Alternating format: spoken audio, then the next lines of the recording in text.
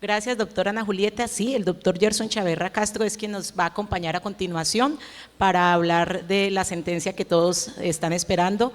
como magistrado de la Sala Penal de la Corte Suprema de Justicia. Bienvenido, doctor. Muchas gracias. Muy buenos días. Como lo prometido es deuda, ayer tuve oportunidad de estar con ustedes. Conversamos con la doctora Ana Julieta muy temprano y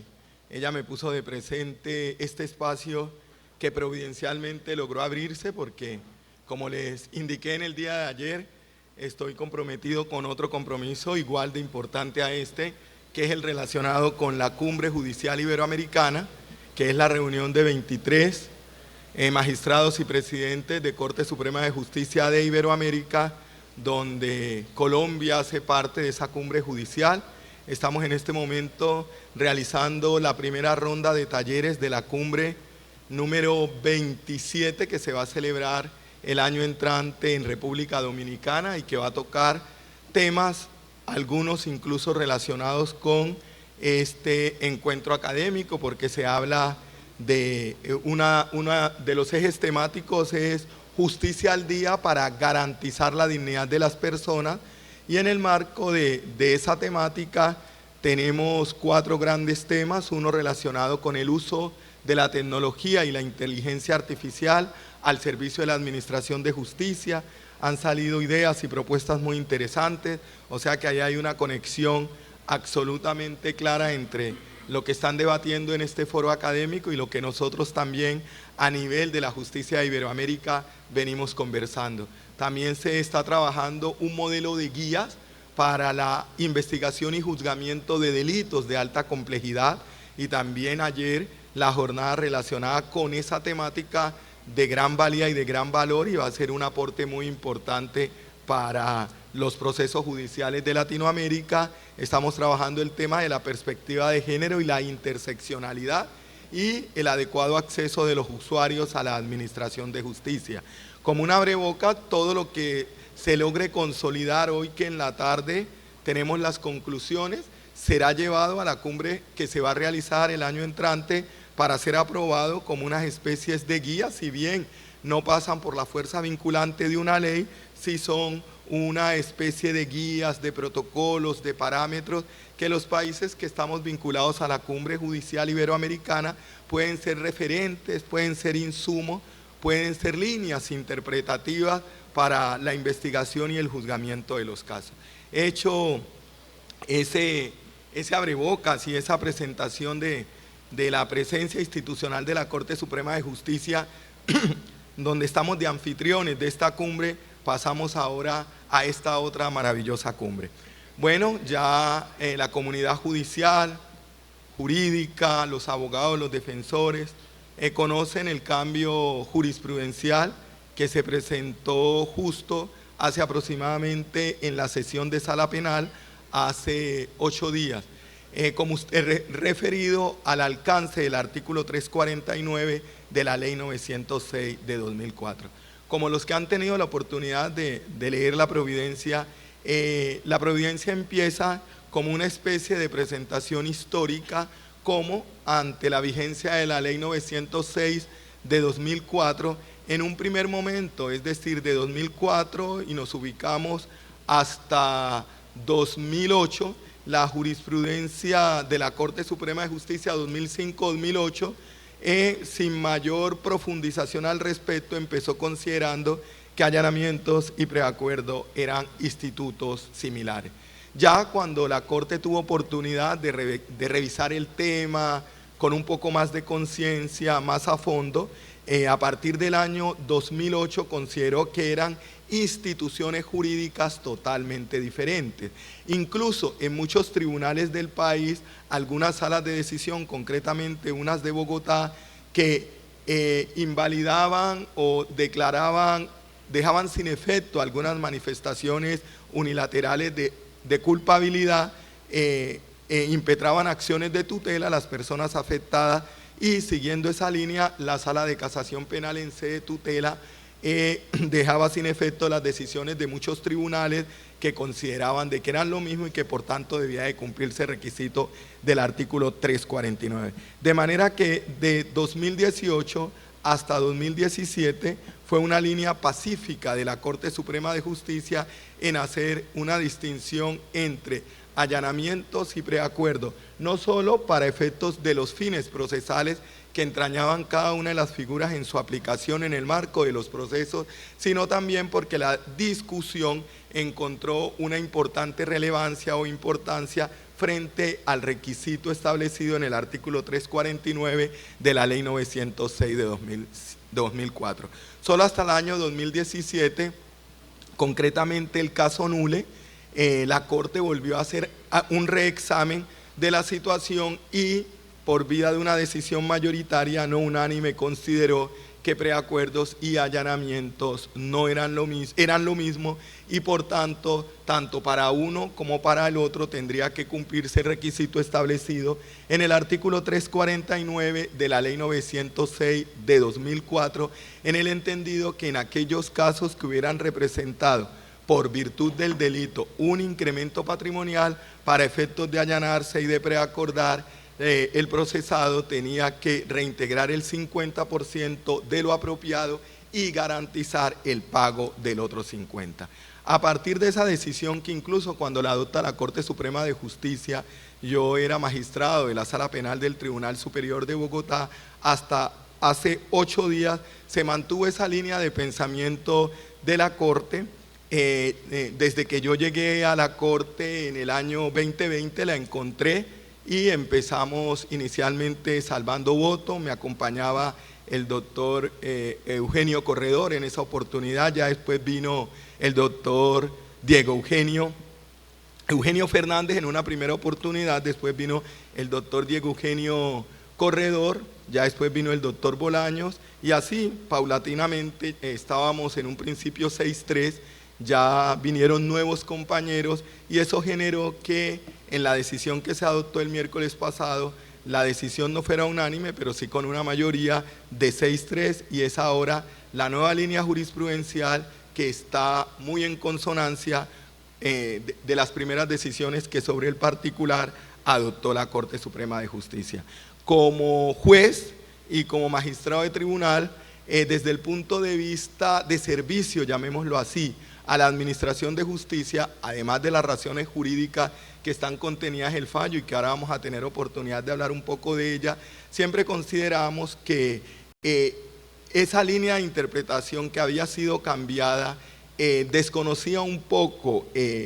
la sistemática y la naturaleza del sistema penal acusatorio, porque yo considero que no obstante a que ya lleva 20 años los de vigencia el sistema, se cumple en el año entrante,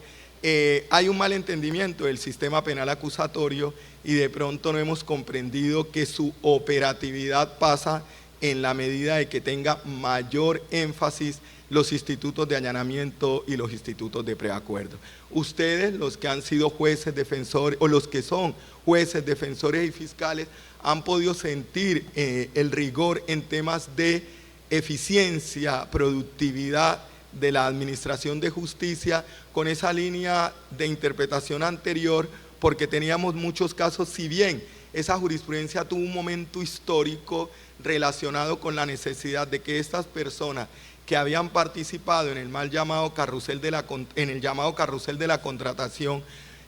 por virtud de ese allanamiento se les obligara a devolver algo de lo que se habían apropiado, pero ustedes miran que el contenido de esa decisión ni siquiera cambia la jurisprudencia, pero no logra el cometido. ¿Por qué? Porque establecen de que a partir de esa fecha es que va a tener lugar el condicionamiento. Entonces creo que desde ese punto de vista, en el análisis concreto del caso, con todo respeto, no tuvo ningún efecto útil, más sí nos venía generando un efecto muy complicado y muy difícil porque la Judicatura Nacional enfrentaba situaciones de delitos contra el patrimonio económico menores, es decir, hurtos, estafas pequeñas, donde había una voluntad y ánimo de quererse allanar, pero por razón de que ya el valor de lo apropiado no se tenía, entonces eso generaba de que, no obstante que se quisieran allanar,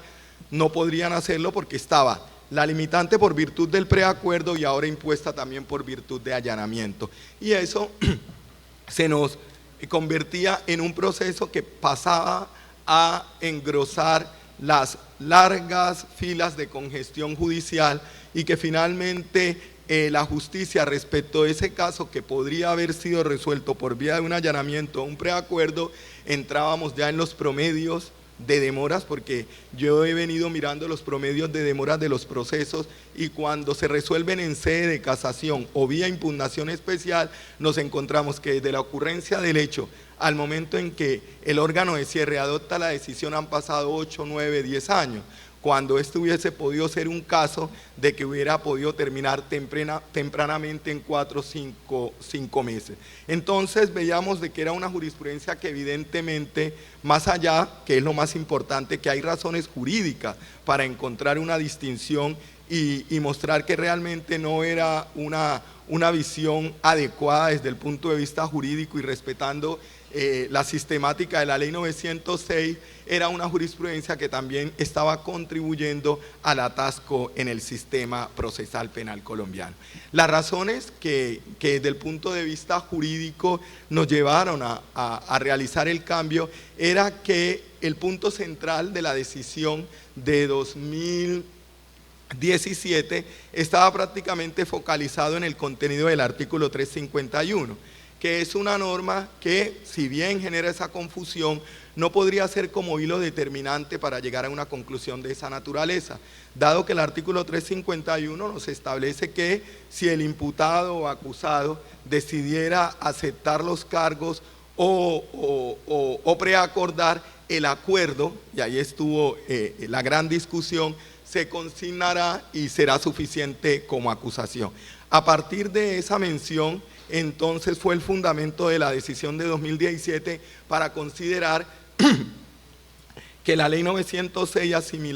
asimilaba allanamientos a una modalidad de preacuerdo. Nosotros, a partir de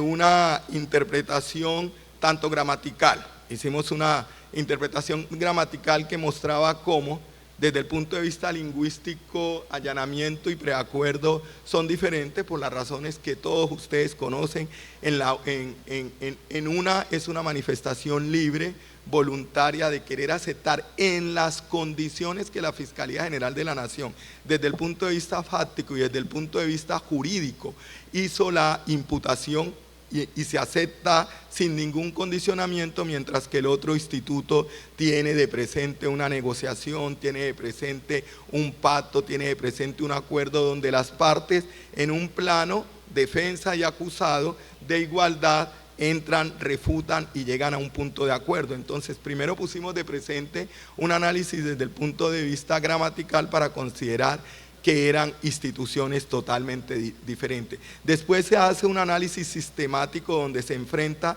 el contenido del artículo 351 y llegamos a la conclusión que esa manifestación que evidentemente hace el artículo 351, donde asimila al decir acuerdo que se considerará suficiente como acusación, es una manifestación meramente insular, y si hacemos un análisis temático nos podemos dar cuenta que durante la transversalidad del Código Procesal Penal, la figura del allanamiento siempre se ha presentado como lo es, de manera autónoma y una aceptación unilateral a los cargos presentados por la Fiscalía. Ahí nos bastaba revisar el contenido del artículo 288, el contenido del artículo 289, que de manera clara dice: el fiscal, cuando formula la imputación, deberá expresarle al procesado la posibilidad de allanarse a los cargos. Pusimos de presentes también que esa fue como la columna vertebral del análisis del artículo 293, que de manera clara e inequívoca en esa norma se hay una distinción clara entre los dos institutos, allanamiento y preacuerdo, porque separa los dos conceptos cuando dice que si el procesado por iniciativa propia decide allanarse a los cargos o preacordar, entonces dice la aceptación o el acuerdo se consignará en escrito y será suficiente como acusación. Entonces ya encontramos una norma que de manera muy clara en su contenido muestra que son dos instituciones diferentes. Además, desde el punto de vista ontológico, las diferencias son absolutamente claras y el derrotero de la ley 906 lo muestra de manera inequívoca de que son figuras totalmente diferentes en su contenido, en su naturaleza, en su ontología, y a partir de eso también se articularon esos argumentos. Igualmente se muestra cómo en lo que tiene que ver con la fase de la audiencia preparatoria, también ahí se muestra clara la distinción, porque hay un espacio para aceptar los cargos. Y luego en la fase del juicio, artículos 366 a 369, también se muestra clara la distinción cuando hablan de las manifestaciones de culpabilidad preacordadas, pero también la posibilidad de que el procesado acepte su responsabilidad, frente a la cual se habla de una rebaja fija de la sexta parte. A partir de esa hermenéutica, se consideró que las dos figuras eran totalmente distintas, y entonces se pasa al análisis del artículo 349 para llegar a la conclusión de que cuando la norma exige ese reintegro del incremento patrimonial, está exclusivamente focalizado a lo que tiene que ver con los preacuerdos. Además, se hacen otras anotaciones de indicar que considerar a partir de esa norma, que es un requisito también para el allanamiento, es una modalidad de analogía in malam parte. Se acude a los criterios de interpretación del Código Civil, que nos dice que donde el sentido de la ley es clara, no es dable al intérprete tratar de buscar su alcance sobre pretexto de desentrañar su espíritu, para decir que en ese caso, cuando el artículo 351 está hablando de acuerdo, se refiere al pacto, se refiere a la negociación y nunca a la aceptación unilateral de cargo. Hubo un punto que también está contenido en la providencia que puede llamarnos a la reflexión. Además de la distinción, ¿qué razones desde el punto de vista de política criminal, desde el punto de vista teleológico, habría para que en los casos de preacuerdo donde ha habido incremento patrimonial, sí exigir la devolución de al menos el 50%, y en los casos de allanamiento no? La providencia tiene dos párrafos donde se da respuesta a ese interrogante, que era siempre que abordamos las discusiones una preocupación del doctor Fabio Spitia, cuando éramos minoría frente al tema, y lo hacíamos de una manera pragmática. Encontrábamos que la razón de ser de la distinción estaba fundada en el hecho, y matemáticamente lo hacíamos regularmente en los preacuerdos, donde la persona, por virtud de esa negociación, son rebajas bastante significativas, porque desde el punto de vista punitivo logran la aplicación de una degradante de autora cómplice, que representa un aumento bastante, la eliminación de una agravante específica en caso de un determinado delito. Se logra que incluso hayan reconocimientos de ira, intenso dolor, hayan reconocimientos de marginalidad.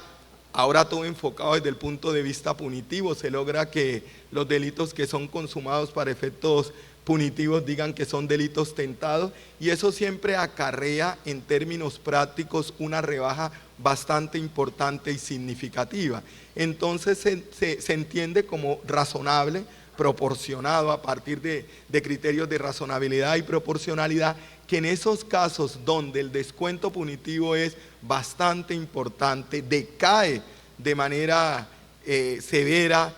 la aplicación de la sanción en materia punitiva, si por virtud del delito ha tenido un incremento patrimonial, se haga el correspondiente reintegro. En cambio, como en materia de allanamientos la aceptación es unilateral, sin condicionamientos, la pena la termina tasando el juez, moviéndose entre los quantus establecidos hasta la mitad, hasta la tercera o en una sexta. Desde el punto de vista práctico, siempre esa pena en esos casos va a ser más severa que la que se obtiene por vía del preacuerdo. En esos casos, entonces, se entiende que a partir de criterios de justicia, de proporcionalidad, la exigencia como condicionamiento para el allanamiento no resulta asimilable frente a los casos de preacuerdo, y que por virtud de ello más bien se deja como quedó plasmado en la providencia, y en eso los jueces debemos de ser bien cuidadosos, sí debe ser un criterio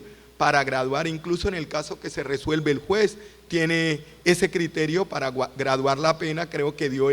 si la memoria no me falla, el 25% de descuento,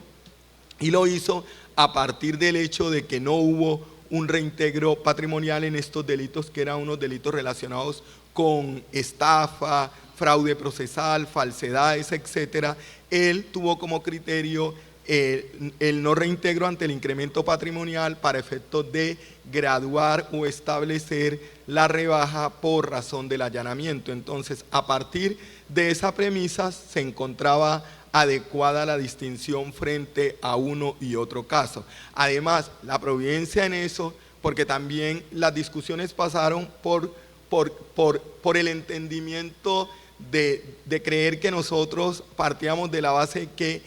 abandonábamos la necesidad de protección y de indemnización a las víctimas. No, ahí el condicionamiento del artículo 351 no está hablando de temas de reparación o indemnización de las víctimas, está hablando de un reintegro que son conceptos totalmente diferentes. El hecho de que una persona reintegre no quiere decir que eso comprende de manera absoluta el pago de los perjuicios, porque como ustedes saben, los perjuicios tienen otro tipo de contenidos, como es el daño moral, el daño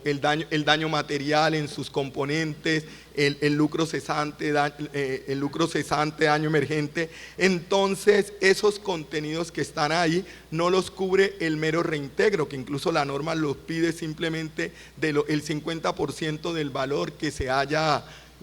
el provecho que le haya generado, pero nunca eso es un contenido relacionado con indemnización de perjuicios que tiene unos componentes aún más grandes. Entonces, en ese orden de ideas, frente al allanamiento, ¿qué se consideró? Que se puede allanar la persona sin cumplir ese condicionante, pero eso no significa que se abandone el eje central también del proceso penal, que es la reparación de las víctimas. Y eso se puede lograr bien sea por vía de una acción inmediata de extinción de dominio. La Fiscalía desde la imputación tiene la posibilidad de solicitar el embargo de los bienes de la persona procesada desde el momento en que le formula imputación, y una vez la sentencia adquirió ejecutoria, también tienen la posibilidad de adelantar el incidente de reparación integral para efectos de la reparación de los daños causados a las víctimas si el proceso termina de manera abreviada por vía del allanamiento. De manera que eso no quiere significar que es que a través de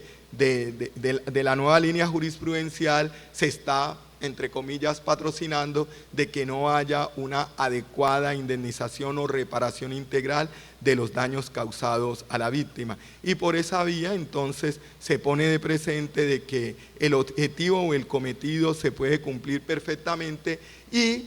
va a haber como criterio para modular, como ya se los indiqué, para modular la rebaja correspondiente, bien sea en imputación, en preparatoria o en juicio, el hecho de que la persona haya cumplido el condicionante establecidos para preacuerdo en el artículo 351. Es más, si acá va a operar como condicionante, es altamente probable que el juez module dependiendo si devolvió todo o si devolvió el 50%. En cambio, en el tema de los preacuerdos piden apenas la devolución del 50%. Y otro tema que también llamaba la reflexión, si bien no quedó consignado en la providencia, cuando en la providencia quedó consignado el tema de la supuesta violación al derecho a la igualdad. Y ahí se pone de presente que eso representaría ante sí un trato discriminatorio, porque nosotros también tenemos otro tipo de delitos, incluso más grave que aquellos que tengan que ver con los que representan un incremento patrimonial, un homicidio, donde las personas se pueden preacordar y no les piden el reintegro. Las personas pueden preacordar y son más graves. Las personas pueden preacordar y no les piden el reintegro. Entonces podríamos decir que en ese tipo de casos entonces estamos dispensando un trato discriminatorio, porque en otros delitos donde si bien no hubo un incremento patrimonial, pero sí son de mayor entidad, las víctimas pueden preacordar o pueden allanarse sin pedirles el tema del reintegro. Y también me llamaba la atención otro tema, y es no quedó consignado en la providencia. Si hablamos de tratos discriminatorios, miren los juzgamientos por ley 600 que en este momento están focalizados a los congresistas, representantes a la Cámara y 600. La ley representantes a la Cámara y senadores. La ley 600 solo tiene la sentencia anticipada. Por virtud de jurisprudencia de la Corte Suprema de Justicia, se avanzó a decir que la sentencia anticipada es una modalidad o puede asimilarse al allanamiento y que las rebajas pueden ser por favorabilidad aplicables las que están contenidas en la ley 906. Pero por vía de jurisprudencia de la Corte, cuando la Sala de Instrucción a través de una decisión intentó hacerlo, la jurisprudencia de la Corte dijo que no es posible aplicar el instituto de los preacuerdos al sistema de juzgamiento por ley 600. Esa decisión fue con ponencia de quien habla. ¿Y cuál es la explicación que da la Corte Suprema en ese sentido? Y es que desde el punto de vista de la aplicación del instituto, la Sala de Instrucción está concebida como un cuerpo colegiado. Y por virtud de ser un cuerpo colegiado no es posible que le demos categorización de fiscal, porque ustedes saben que la jurisprudencia siempre se ha cuidado en decir la aplicación de las normas relacionadas con el sistema procesal acusatorio, aplicadas a ley 600 o viceversa, se pueden hacer siempre y cuando no impliquen desarticulación del sistema. Entonces, el diseño o la arquitectura institucional que tenemos en la Sala de Instrucción está concebido para que ellos actúen como cuerpo colegiado, no de manera individual. Y además está concebida para que una vez ellos emitan la resolución de acusación, ellos no se convierten en fiscales dentro del marco del juicio. Entonces, aceptar la figura del preacuerdo desarticula la sala. Primero, porque tenía que ser toda una sala negociando, y segundo, porque en la fase de juicio estaríamos dándole la categoría que no la tienen como magistrados de una corporación, de fiscales ante el juicio, donde ellos tienen que ir allá a adelantar el rito correspondiente de la validación del preacuerdo ante el juez de conocimiento, como se hace regularmente. ¿Eso a qué nos lleva? A que en materia de ley 600, los congresistas solo pueden acogerse a la figura de la sentencia anticipada. Y en el marco de esa figura de la sentencia anticipada, cualquiera que sea el delito, aún el que les ha representado incremento patrimonial, lo pueden hacer.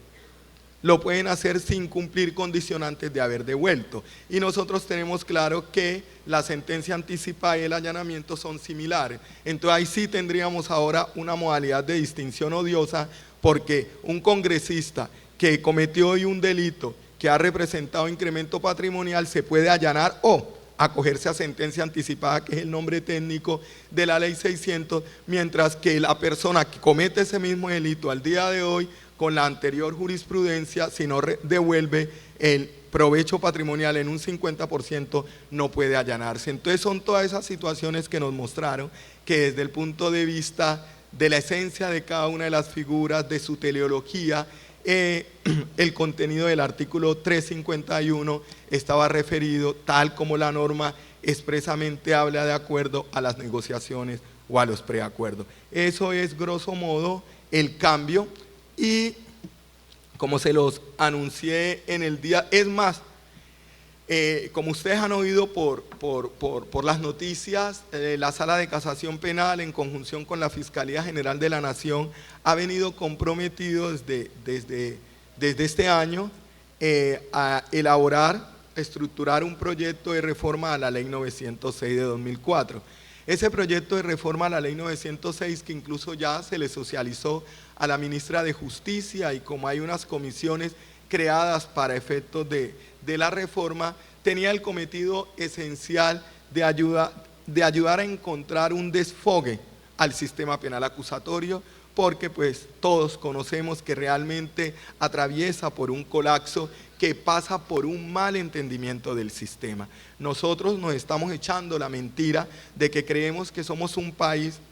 no tienen esa capacidad los países desarrollados, pero nosotros nos echamos la mentira que creemos que nosotros somos un país que tenemos la capacidad de llevar a juicio toda la incidencia delictual. Eso es una gran mentira.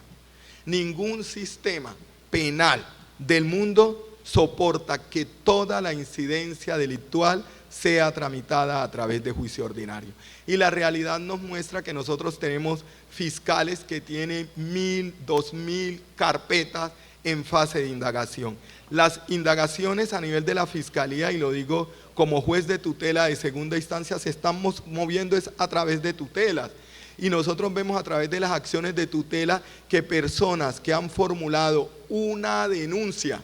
han pasado 7, 8 años, incluso ya a puertas de prescribir, y no se ha adelantado un solo acto de investigación. Impetran acción de tutela y regularmente esas tutelas proceden y se les da al fiscal 6 meses, 9 meses para que decida si imputa o para que decida si archiva. En una reunión yo contaba incluso una experiencia propia. Yo cuando estaba de magistrado del Tribunal Superior de Bogotá siempre hacía mi lectura los viernes a las 4 de la tarde y hasta que termináramos 7 de la noche un viernes. Y en una de esas estaba yo solo allá y estaba leyendo una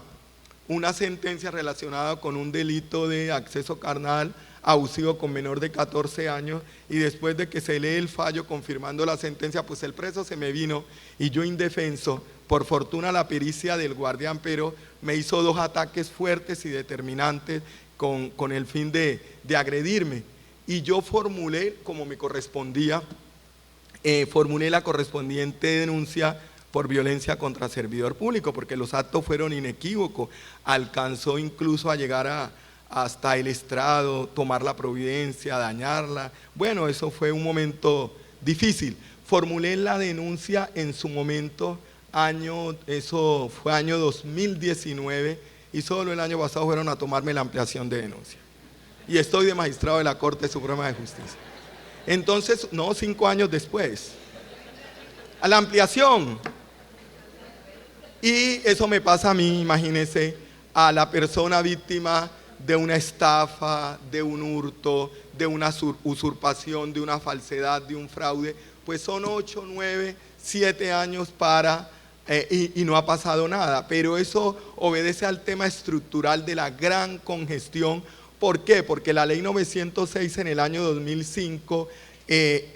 arrancó como tenía que arrancar, permitiendo la posibilidad de negociaciones y allanamiento para todos los casos. Pero ustedes ven que en estos años de vigencia del sistema penal acusatorio, paulatinamente empezamos a establecer restricciones que pasaron en gran medida por la ley y posteriormente por la jurisprudencia. Entonces vino la primera restricción que nos las estableció la ley 1121 de 2006, que reviviendo la ley 733 dice no es posible beneficios por allanamientos o por preacuerdo cuando se trate de delitos de extorsión conexos. Ahí vino una limitante. Vino la ley 1098 Código Infancia y Adolescencia, que trajo una importante restricción en materia de delitos contra la libertad sexual, contra niños, niñas y adolescentes, los delitos de homicidio y lesiones personales dolosas y los delitos contra la libertad individual. Después vino la ley que estableció que en los casos de captura en flagrancia no se podrá, a la persona capturada se le hará la 4ª parte del beneficio. O sea que el que se dejó capturar y no tuvo la solvencia y la pericia de volarse, entonces le restringe los beneficios, y el vivo que sí se pudo ir, ese sí puede decirme allano, y el 50. Son cosas que uno no termina de entender, pero ahí luego vino la figura del 351, vinieron las restricciones por feminicidio. Entonces todo eso ha hecho que la posibilidad de negociar, de preacordar por parte de la Fiscalía General de la Nación y allanarse esté bastante limitada. Ante esa realidad y lo que muestran las estadísticas de que está atascado el sistema, se consolidó un proyecto de reforma, uno con un cometido, que ahora con la jurisprudencia pues tenemos que analizar la conveniencia de dejarlo como ley, porque en el 351 habíamos metido un parágrafo donde, y está así el proyecto, donde se dice: para efectos de este artículo, allanamientos y preacuerdos no son similares, para darle una mayor tranquilidad desde el punto de vista legal a la institución. Creo que lo vamos a mantener si pasa en el Congreso, maravilloso, para evitar que los cambios de los seres humanos nos vuelvan a cambiar la jurisprudencia. Pero por el otro lado estamos trayendo también, ustedes recuerden que el artículo 42 de la ley 600, por favorabilidad, con una decisión de la doctora María del Rosario González, se había considerado que era aplicable a los casos de ley 906 y la línea jurisprudencial de la Corte venía así hasta el año 2020, que se les ocurrió, con reparos míos, decir no, que el Código de Procedimiento Penal era autónomo en sus instituciones para lograr reparaciones integrales y que ya no se podía aplicar el artículo 42. Después hubo una decisión mía que trató de modular y lo modulamos en el sentido de indicar que aquellos casos que ya habían transitado y dependiendo de las fechas en que salió esta providencia que impedía acogerse ya a las modalidades de preacuerdo o de mediación propias de la ley 906, se podía aplicar la vieja línea, pero eso fue un salvavidas y me costó ese salvavidas. Ese fue un salvavidas que envié para tratar de rescatar nuevamente la figura. Ahora nos hemos dado cuenta que necesitábamos esa figura, estamos esperando que llegue el caso para ver si vía jurisprudencial la rescatamos de que sea aplicable nuevamente en los delitos de homicidio culposo, lesiones personales culposas, en los delitos contra el patrimonio económico, excepto el hurto calificado y la extorsión,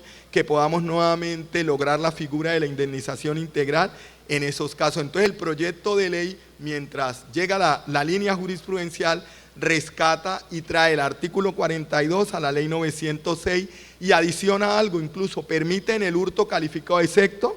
el que sea por la violencia sobre las personas, que haya la posibilidad de la indemnización integral.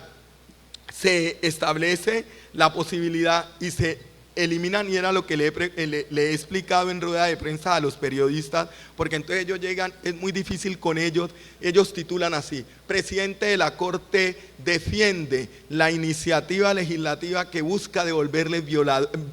beneficios a los violadores de niños. Hágame el favor, así el Congreso pues lo asustamos. Entonces siempre de entrada le decimos, el proyecto no levanta la prohibición de sustitutos penales para esos casos, mantiene la prohibición en esos casos de niños, niñas y adolescentes de otorgar condena de ejecución condicional, prisión domiciliaria, libertad condicional, permiso administrativo de 72 horas, eso lo mantiene. Lo que permite el proyecto es que para todos los delitos se puedan realizar allanamientos y preacuerdos. En una rueda de prensa yo les explicaba a los periodistas, la pena cumple dos fines, como todos sabemos, de prevención general y de prevención especial. En la medida de que frente a la incidencia delictual nosotros tengamos una sentencia de condena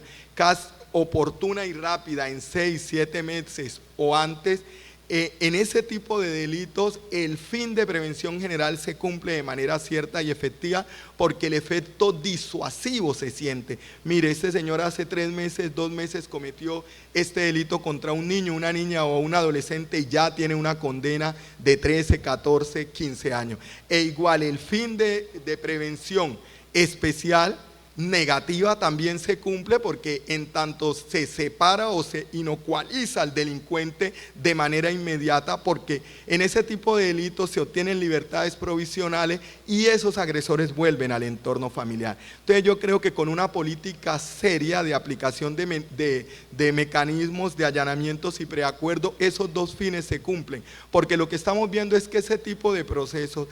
en principio pueden quedar privados de la libertad con una medida de aseguramiento, pero por el problema estructural de congestión del sistema, posteriormente obtienen el beneficio de libertad provisional. Y son procesos que duran 8, 9, 10 años, y se los digo desde el conocimiento directo, cuando se resuelven en sede de casación, han pasado en promedio 6, 7, 8 años, y ya cuando estamos ahí encontramos todos los problemas. Ha habido la acomodación parental, así la Corte Constitucional a través de una sentencia diga que eso no es una técnica aplicable porque no tiene el suficiente sustento científico. Ha habido la acomodación parental, entonces ya encontramos que la víctima desaparece, va y se retrata, vienen todos los problemas que se presentan porque nos quedamos solo con prueba de referencia y regularmente esos procesos terminan en absolución. O aún si se condenan, el daño causado entre el hecho y al momento en que se dicta la sentencia es inmenso porque el agresor sigue en el entorno y no se le separa por virtud de una decisión efectiva. Entonces, el proyecto lo que permite es que en todos los casos se pueda allanar y preacordar, quitando las limitaciones de no dar rebajas en igual proporción cuando hay captura en flagrancia, de no dar rebajas cuando se trata de los delitos contra niños, niñas y adolescentes, de no dar rebajas cuando se trata de delitos de terrorismo, secuestro. Todas esas se eliminan para que en todos los casos, tal cual como inició en el 2004 el sistema, pueda haber allanamientos y puedan haber preacuerdos. Lo que ocurre es que, como un mensaje también de política criminal, y porque sabemos las dificultades que puede tener el proyecto en el marco del Congreso de la República, se hace igual que frente al feminicidio. Como ustedes recuerdan, el feminicidio permite el allanamiento, pero tiene una limitación. Entonces, en estos casos de niños, niñas y adolescentes se permite, pero se da una rebaja de la mitad de la mitad. En términos proporcionales, porque yo siempre me gusta ser muy pragmático, entonces se va uno y hace cuenta, y en un delito de esos de acceso carnal abusivo, agravado, que regularmente vienen con el agravante, una pena que podría estar establecida si se coge la mínima en 16, si damos la mitad de la mitad y con unos criterios igual de daño, de oportunidad, de dificultad probatoria, puede ser una rebaja de 4 o 3 años que podría situar la pena en 13, 12 años, que una pena en esos casos inmediata de esa cantidad es una pena muchísimo mejor que esperarla de 16, 17 años en 8 años, que quién sabe que llegue. Entonces, a partir de eso, estamos presentando ese proyecto en ese sentido. También se trae el tema del principio de oportunidad, se sintetizan de mejor manera las causales que estaban un poco dispersas y generaban un tanto de confusión, pero se avanzan en 2 temas que para mí en materia de principio de oportunidad son importantes. Uno, y es establecer que mientras se está surtiendo el trámite propio del principio de oportunidad,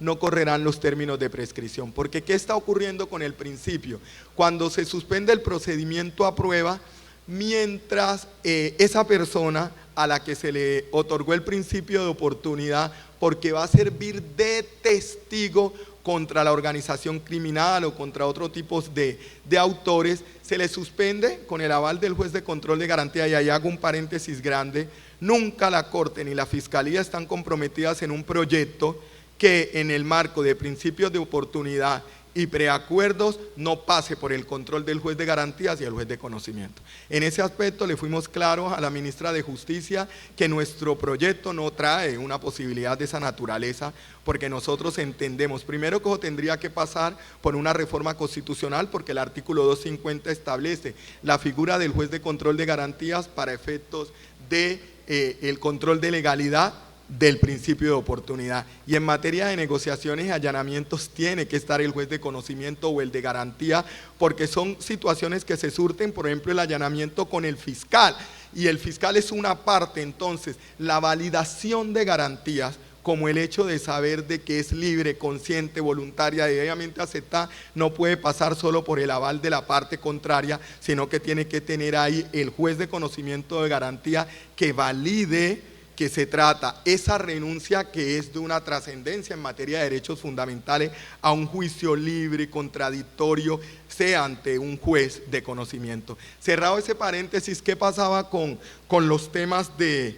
control qué pasaba con los temas relacionados con el principio de oportunidad? Que la Fiscalía tenía casos donde esa suspensión del procedimiento a prueba lleva años.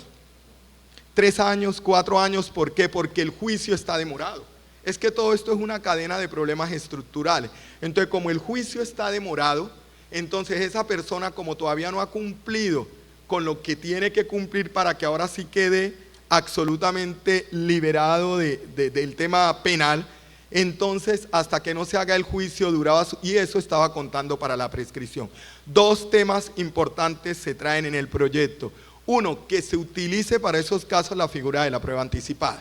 de manera que entonces se practicó la prueba con toda la inmediación, la contradicción, la presencia de defensa fiscal, y esa prueba sea la que en su momento que se vaya a realizar el juicio entre o se introduzca con toda la validez posible, de manera que la situación de ese procesado pueda ser definida ya usted aquí se recolectó la prueba.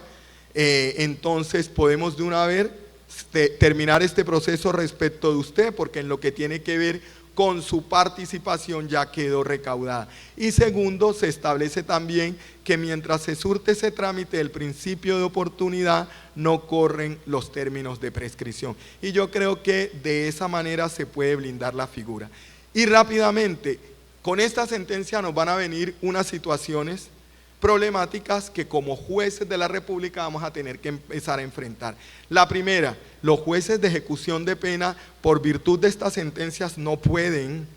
entrar a hacer reducificaciones de pena en casos en que la situación lo amerite, que vamos a ver cuáles son esos casos, porque esta situación no está involucrada en la norma que les da facultades a los jueces de ejecución de pena, que cuando es el advenimiento de una nueva ley que cambie favorablemente la punibilidad, o sea que eso no se puede hacer vía de ejecución de pena, sí vía acción de revisión en los siguientes casos, porque ustedes saben que el artículo 197, numeral séptimo, establece como causal de revisión cuando por virtud de un cambio jurisprudencial se haya cambiado el sustento de la decisión que fundamentó la responsabilidad y la punibilidad. Aquí es un tema de punibilidad. Ya la jurisprudencia de la Corte lo ha hecho en otros eventos. Entonces, ¿qué casos vamos a tener? Uno como el que resolvió la Corte en la Providencia, que ya sabemos, pero ahí el juez sí se la reconoció. Pero es posible que tengamos escenarios donde la persona en el marco de la audiencia de formulación de imputación le digan, para usted poderse allanar y otorgarle los beneficios del allanamiento, que fue este caso, sino que los jueces sí lo reconocieron, a ella se le dijo que tenía que reintegrar el 50%, o si no, no había lugar a descuento, y dijo, no tengo cómo reintegrar o no reintegro, pero me allano. Entonces ahí le aceptaron el allanamiento. Eso con la línea jurisprudencial hubiera llevado necesariamente a que no le tuvieran en cuenta el descuento, pero la primera y la segunda instancia se lo reconocieron. Pero podamos tener un caso donde la persona, no obstante a ese condicionante, decide allanarse, y se allanó y las instancias no le reconocen descuento. Esa persona queda habilitada para impetrar una acción de revisión, y en ese caso, por el cambio de línea jurisprudencial, la modificación del fallo va a ser tenerle en cuenta el descuento punitivo bajo los criterios establecidos por la propia jurisprudencia, bien sea que lo haya hecho en imputación, bien sea que lo haya hecho en preparatoria o en juicio, porque muchos procesados, conscientes de su responsabilidad y así no le rebajen nada, dicen, pues sí, me allano y yo quiero salir de esto, como se estableció en el caso que tuvimos oportunidad de analizar. Entonces, ahí la Corte tiene una línea sobre casos similares que lo podrán ustedes consultar, o ya lo deben de haber leído, que es los casos de la aplicación de la ley 890 frente a delitos de niños, niñas y adolescentes que tienen la prohibición, y en esos casos la línea está de que si se allanan no se les aplica el incremento de la 890, o también en los casos de extorsión de la 1126, y las personas se han allanado, no le han tenido en cuenta beneficios, pero además le aplicaron la 890. En esos casos, a raíz de la línea jurisprudencial posterior, la Corte ha declarado procedente la acción de revisión y los ha condenado sin el incremento de la 890. Similar acá en eventos como ese. Habrá otros que esos son los más problemáticos, y es que las personas hayan dicho, me allano, y entonces en esos casos el juez diga, no le acepto el allanamiento. No le acepto el allanamiento porque usted tiene que reintegrar el 50 y no lo ha reintegrado. Mi percepción personal, no de la Corte, creo que en esos casos también es procedente la acción de revisión. Esos casos solo tienen una dificultad, y es que regularmente cuando la persona expresa me allano y el juez de una vez les antepone y les dice no porque usted no reintegrado, pues no se surtió el trámite del 131, que es preguntarle si es libre, consciente, voluntario y debidamente informado. Pero creo que esa sería una situación que en sede de grandeza y de prelación de derechos fundamentales se puede superar, diciendo de que la expresión inequívoca que él hizo y que fue por parte de la judicatura que no se permitió continuar con el siguiente paso, podría hacerse una especie de modulación en el tema para entender de que había una manifestación inequívoca de quererse allanar, y fue el juez que puso, siguiendo la línea jurisprudencial vigente, la imposibilidad de hacerlo por falta del reintegro, y en ese orden creo que en vía de acción de revisión podría también ser procedente y tenerse el descuento con las dificultades que vemos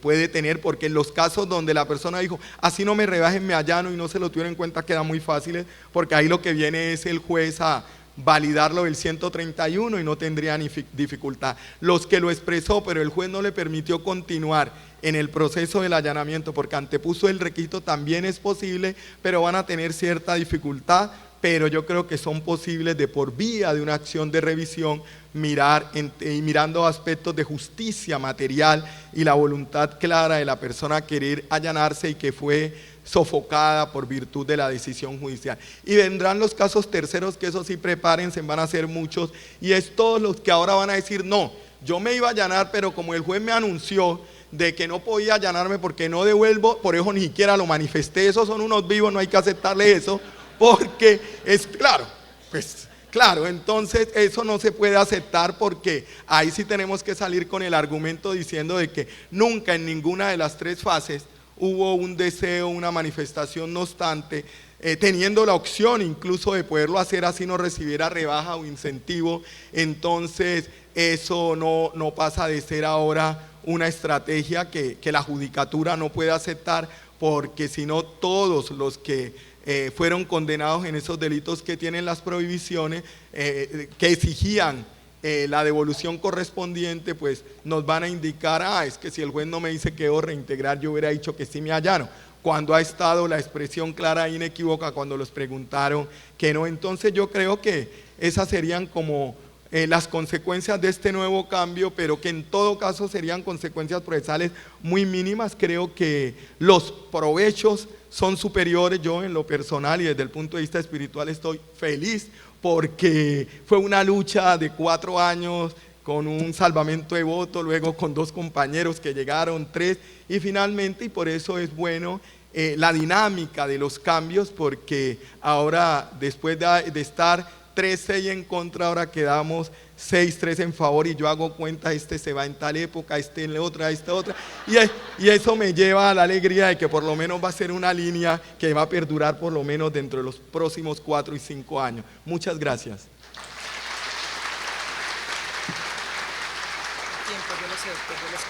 Sí, no hay problema, porque creo que van a hacer una pregunta. Sí, yo creo que 10 minutos podemos aprovechar para preguntar. Ahí me están llamando, pero yo digo que ustedes tienen la culpa. ¿Me regala? Claro que sí. Doctora Ana Julieta me subió acá sin agua, pero bueno. Yo bien. Gracias. Buenos días. Como defensora pública tengo una duda frente a ese tema que me parece importantísimo, y es cómo se va a manejar, porque pues aquí en Cali hay unos juzgados que aplican la flagrancia y hay otros juzgados que aplican la complicidad. Y yo tenía un ejemplo hipotético era con un homicidio, pero ahora lo voy a aplicar con un hurto. Un hurto a un banco, entran 4 asaltantes, a 2 los capturan en flagrancia y los otros 2 se van con lo hurtado. Los 2 que capturan en flagrancia se allanan a los cargos y le aplican la flagrancia. Los otros 2 que los capturan a la semana, digamos, y la fiscalía le corresponde al mismo juzgado que condenó a los otros 2, y a eso les aplican, le dan el 50%. Allí no hay una igualdad ante la ley, porque son los mismos hechos y son las mismas situaciones. Y en ese caso de revisión, doctor, que usted está planteando aquí de la reforma, ¿cómo se aplicaría a esas personas que capturaron por orden judicial y se allanaron a los cargos de manera unilateral, y a esos que también se allanaron a los cargos pero capturaron en flagrancia,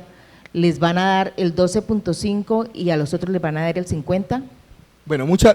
Muchas gracias. Hay que hacer varias distinciones. Y es en el tema de la reducción, ¿ahí me oyen o me pongo acá? ¿Sí me están oyendo? Sí. Perfecto. En el tema de la reducción de la pena en caso de allanamientos frente a la flagrancia, eso está establecido en la ley. O sea, en el ejemplo que usted establece, a pesar que puede verse una distinción que usted llama odiosa, la ley estableció que en los casos de flagrancia, si las personas se allanan, tendrán derecho a la cuarta parte del beneficio. Ni la Corte Suprema de Justicia, ni la Corte Constitucional,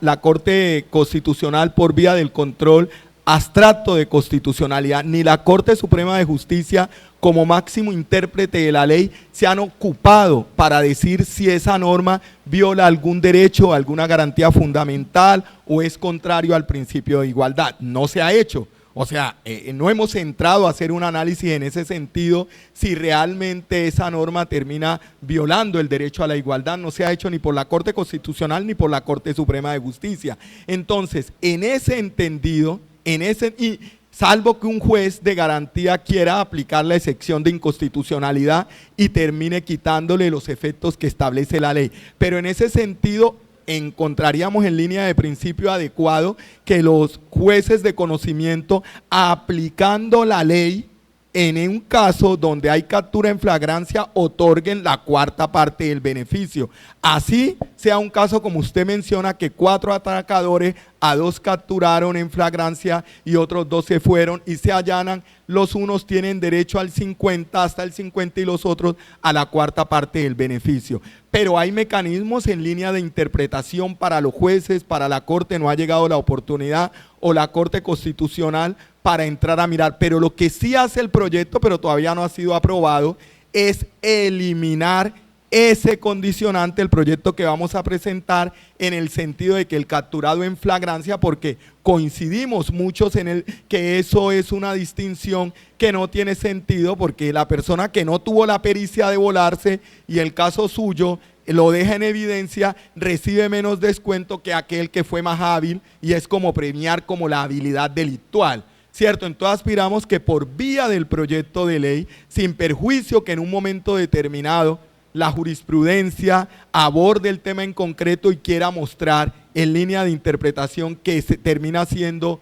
una norma odiosa o violatoria de derecho a la igualdad. Pero si pasa el proyecto, en ese sentido, pues ahí sí ya por mandato de ley viene un tema favorable que sí se resuelve en sede de ejecución, porque una nueva ley le quitó unos efectos a una distinción que existía, y a una persona que se allanó siendo capturada en flagrancia le dieron la cuarta parte del beneficio. Ahora una ley posterior vuelve al 50, es posible a través de los jueces de ejecución de penas que ellos obtengan la rebaja correspondiente, pero en el estado de cosas que está, solo puede ser o aplicar la ley